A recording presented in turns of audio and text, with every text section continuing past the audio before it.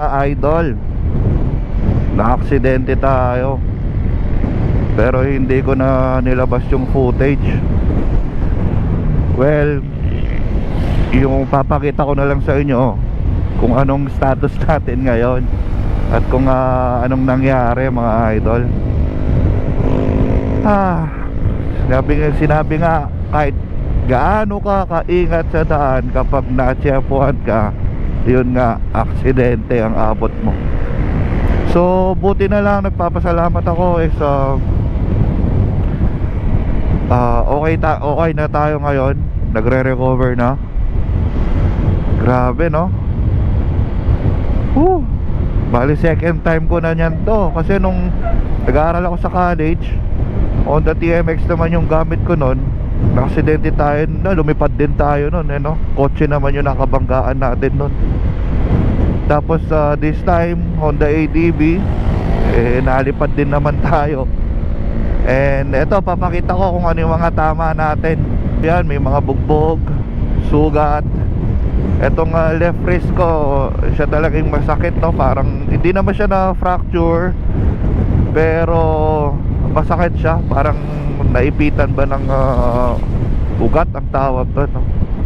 Pero at least movable na move ko na siya. Tapos eto naman yung tama ng Honda ADV natin. Ayan, kung mapapansin nyo, medyo parang yung handlebar ko is pumasok dito sa may kanan. Kasi nga naman nung bumagsak ako pa kanan, kaya nasugat yung sa may likod ng balikat ko. And hindi ko alam kung paano ako nagkabugbog dito sa kaliwang paa eh. So wala, grabe nung pagkabangga ko kasi parang split seconds lang. Ang goal ko is mabuhay, di ba? Ayun, nangyari nga pala to mga idol sa may sa may kanto ng Susuba, Tapas. Natandaan nyo ba yung mga nung nakapaglapag ako sa Kapas nun? Ayun, nakapaglapag pa ako bago mangyari yung aksidente mga idol. Pero sabi ko nga, okay kami. Walang talagang nangyaring grabe sa amin, no? Yun, lagi ako nagpapaalala na mag-ingat. Maraming mga followers natin ang nagsasabing ride safe, Kuya Tos. Pero grabe, hindi ko talaga ma-figure out kung ano talagang nangyari that time. Aksidente nga talaga. And yun, papasalamat pa rin ako na ito pa rin tayo. Patuloy pa rin tayo makapagbigay kasiyahan sa mga followers natin. And syempre, una-una sa lahat, kay Lord, maraming salamat sa pagkakataong ito. Lord, thank you. And yun, tuloy-tuloy lang tayo. And yung recovery ko masasabi ko 80% na. Kasi itong talagang left wrist ko is nagagalaw-galaw ko na, hindi kamukha nung mga unang araw na maga, naglock. So yun. And papunta nga pala tayo ngayon kay Pops Bry Motor Shop sa may Angeles branch. May mga wala yung starter button natin dito. Tinry kong bumili ng yung button lang, pero hindi siya fit, hindi siya compatible. So papapalitan natin tong buong handle, right handlebar switch or yung starter switch. Ito yon, buo. Genuine yung na-order ko sa online. So buti meron na. Ayan yung turn signal natin. Yan, bale, pero nakahawak pa rin naman, pero may may putol na. Ano pa ba? And itong handlebar, pa-check natin. Parang na-misalign siya. Konting-konti lang naman. Diba? Yan kung mapapansin nyo. And yun, yung mga iba, i-assist na lang natin. Yan, nagremedyo na lang tayo, diba? Pero yun. So abangan nyo ulit yung mga lapagan natin mga idol. Dagdag ko din pala, nung aksidente nga tayo, di ba nga nawala nga yung starter button natin. Hindi na ako nakapag-isip ng maayos. Nag-post ako that time na nagpaparescue ako kung paano paanda rin nang walang starter button to. So big shoutout sa isa sa mga mekaniko ng Honda Kappas. Ni-rescue tayo, tinuruan tayo kung paano i-operate nang walang yung button. So hindi ko nakuha yung pangalan, pero maraming salamat kay Miss Aina. Siya yung nakakita ng post at sinabi niya sa mekaniko nila doon na i-rescue nga ako. So maraming salamat.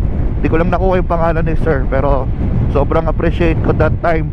Kasi honestly ayaw niya akong pauwiin noon kasi nga yung kalagayan ko. Pero sabi ko sa kanya, buo yung loob ko, kaya ko. Pero gusto niyang i-guide niya ako, pero sabi ko okay lang, ako na yung tumanggi. Pero nag-i-insist talaga siya. Maraming salamat sir. God bless sa'yo, mabuhay kang gusto mo. Yun, tinuruan niya ako paano i-operate to. Thank you sir, thank you. Back to stock na yung mga side mirrors natin. Di ba kaka-upload ko lang na may nabili tayo sa online, yung Maporma. May naputol kasi doon sa side mirror, pero pwede pa naman. Ngayon kung gusto niyo yun, mag-comment kayo, pamimigay ko na lang yun. Pakita ko sa inyo. Eto mga idol, pamimigay na natin yung mga to. And kay Pops Bray na loaded agad, puno. Pambihira ka Pops Bray, puno agad. So eto yung mga tinamaan mga idol. Ito, ayan, nagasgasan. Tapos ito nagasgasan din yan. Kaso ini-spray paint na lang natin ng itim. Remedyo ba? Pero may mga nabibili naman nito eh. Kaso usable pa naman. Kaya tsagaan lang muna natin yan. Okay, tapos ito pala. Ito pina-repair ko din to. Kaya kung mawala na siya sa tamang alignment, di ba? So dito sa kanyang top box, lumipad to eh. Ayan, so may scratch na rin dito. Ayan, dito. Tapos ito nga, putol din to. And ito yung papapalitan natin ngayon. Ito, tsaka to. Ayan, ito, nawala. So yun, ito nga pala, malaking tulong tong sec half crash guard na to. Dahil halos ito, dito tumama. Yun, ni-spray paint din natin to. Kung wala to, yari itong fairings natin dito, buo.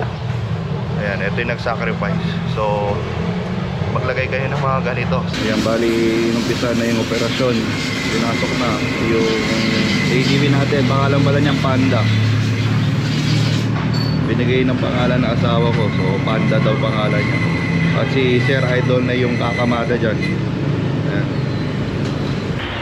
Tingnan nyo yung mga tinanggal, mga idol. Ito lang yung papalitan natin, di ba? Yung right handle bar switch.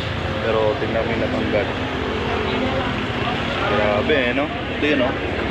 Sa lahat ng dapat tamaan, ito pa yung nawala. So ito yung binili nating starter switch na genuine pang Honda ADV 160. Kaso naging problema natin dito, mga idol, iba yung socket nito. Ayan, iba siya. So niremedyo na lang nila dito. Ito, kinuha natin yung starter button, niremedyo na lang ni Idol. Eto, so linagay niya na lang dito. 'Di ba tama? Okay. Idol, 'di ba? Kinuha natin yung starter switch dito. Kinal lang natin. Plus ito yung linagay natin. Pero ito pa rin yung original. So wala. Dahil siguro road sync to, iba yung mga socket niya. Ayos, oh. Ayan, tapos na tayo dito sa shop ni Pops Bray. So ito na ngayon yung meron na siya ulit. Madali na lang siyang start. Hindi na natin siya kailangan tusukin. Tapos pinapalitan na natin to, no, dahil nag-crack. So linagyan na rin natin ng turn signals protector. Ayan, so maraming salamat kay Pops Bray. And syempre sa tumira ng ADV natin, si Gab. Okay, sulit. Let's go. Subukan lang natin yan to. Itong turn, ito. Subukan natin yan, gumagana naman yung hazard. Thank you. Tapos eto, subukan natin yung idling niya kung gagana siya. Okay, let's go.